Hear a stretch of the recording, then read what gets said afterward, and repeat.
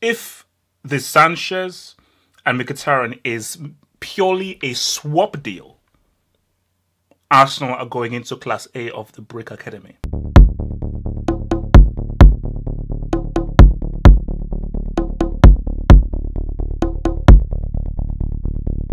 It's the kid, guys. The meal is back. The meal is back. The meal is back. The meal is back. Football news. A lot of you you missed the meal, so therefore it was only right for me to bring this back in full flow. So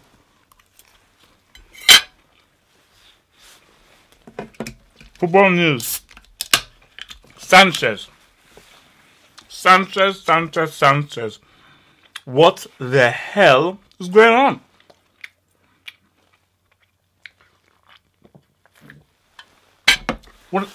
What is going on?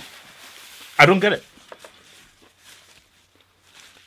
This deal should have been done ages ago, but for some reason there's a holdup. So the latest that we know now, the latest is that Mkhitaryan is willing. This is what I'm hearing right now because we're hearing conflicting reports. One report says that Mkhitaryan doesn't want to go to Arsenal.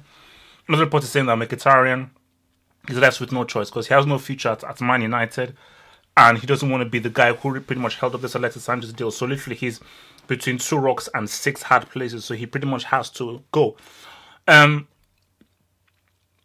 that is the reality that pretty much faces him now that, look, bro, you have to go. You've got to make it happen because this is the only way that the deal will go through.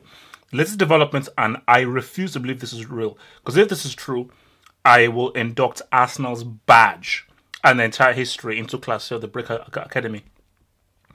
So if the Sanchez and Mkhitaryan is purely a swap deal, Arsenal are going into Class A of the Brick Academy. 100%. I'm sorry, like, that would be really ridiculous. So I think that's just crap. I think that is complete BS because there is no way in hell they would agree to do that. So I think that's just somebody trolling. But look, man, it looks as if it is imminent. Well, hopefully,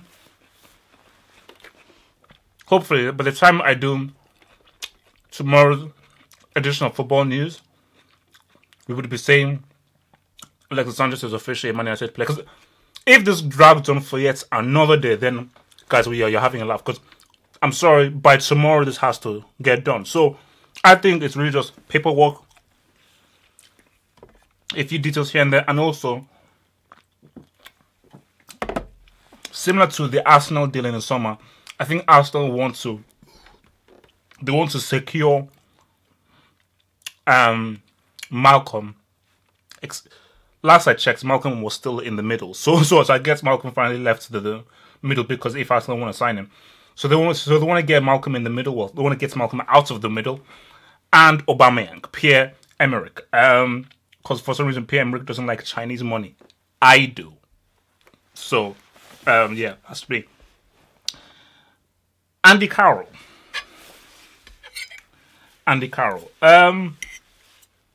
Sorry, okay, before we delve into Andy Caroll, we're now hearing that Mourinho wants to sign a contract extension. Why? Because now, my thinking is that if he's signing a contract extension, is Mourinho going to break his own rule by now spending more than 3 years at the club? Because that is what this likely scenario looks to be like. Because I think Mourinho's idea was that he wanted to really emulate what Sir Alex did. I don't think he will because Mourinho is not built like Sir Alex. But I feel this contract extension is in a way him saying, no, I want to be here for the long term. I want to build a legacy. Sir Alex, look, Alex Fergie was my hero. I want to emulate him. I want to do what is similar to him. So for United now, I ain't doing any of that 3-8 thing. I want to be there for the long haul. You need to win the league. And for me, if you're doing this, man, you got to do battle with Pep, bro. You got to do battle with Pep. You can't sign a contract extension and not win the league in the next 2, 3, 4 years. Because and as of right now, I do not know how United are going to win the league if Man City are doing what they're doing with Pep. And with Pep's Man City, well, we're looking at 2 or 3 years winning the league on the trot. Andy Carroll. Briefly, because I'm going to talk about Andy Carroll. We're hearing that Rafinha... Look, Inter Milan have won the January transfer window. Because Inter Milan have secured Pastore. I think they're going in for Storage. I think it was Storage, also someone else. I think they were also looking at Lucas Moura. And now they're also looking at getting Rafinha. Not the brick Rafinha who plays for Bayern. The actual good Rafinha, the brother of Thiago Alcantara. Look, Inter have done some very, very good business in this transfer window. And I think if they secure all of these names, they will do really well in the league. And maybe they may turn some results around and really try and get them and start challenging with Napoli and Juventus. Because I already said before, the fact that Spalletti got this team this far, a team who don't have a creative player, Icardi is feeding off scraps to score those Gs. They have a pretty good winger, and that's it. So Spalletti has done a great thing. So they needed these recruits. Let's talk about Andy Carroll. So Chelsea wants to get Andy Carroll from West Ham, and they want it to be a permanent deal. Conte, you don't fool me. Sorry, Conte, you do not fool me.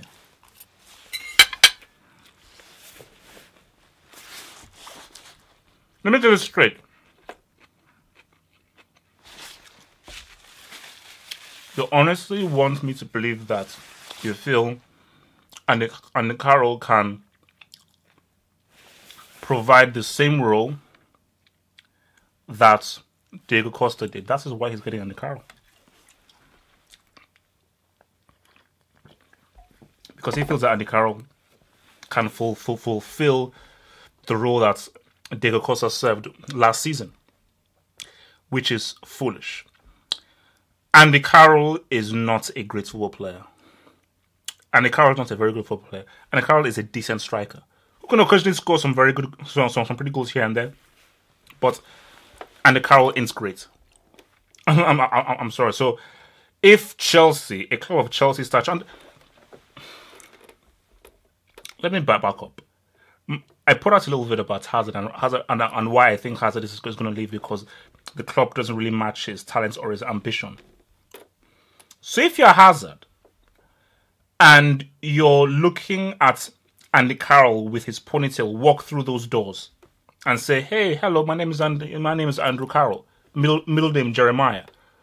If you're Eden Hazard, you'll be like, "Can you do a 180 and get and walk through that exit and never come back?" Because, guys, let's be real right now. Andy Carroll? You expect to do anything with Andy Carroll? You expect to...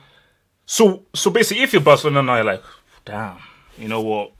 Forfeit rule, man. I mean, look, we're going up against... So basically, Umtiti will be like, guys, man, look, Valverde, man, we're going up against Andy Carroll, man. I mean, I'm sorry, man. This is too much, man. I've not been able to sleep because I've been having nightmares of the kind of goals and the kind of runs and the kind of feints of movements and the intelligent movements of Andy Carroll. That's bad, man. I mean, because first of all, before Andy Carroll, I was hearing Llorente. Look, man, something effed is happening at Chelsea. I don't know what has happened. I don't know how you go from the likes of Jimmy Floyd Hasselbank, Didier Drogba, not Blondie, because he missed an open goal. You go from that to you're actually searching like, look, let's try and get a deal. You know, let's try and make a permanent deal. We're scrambling for a signature of Andy Carroll. And lastly, Ronaldinho. So Ronaldinho has retired officially from football. I'm going to do a separate vid.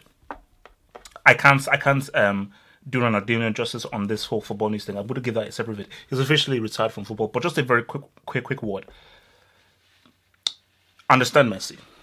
Messi will go down as was one of the best football players ever played, perhaps the greatest club football player of all time. Ronaldinho's spark was short. In that spark, he was unlike any player that we've ever seen. And Ronaldinho did things on a professional football pitch which should never have been made possible.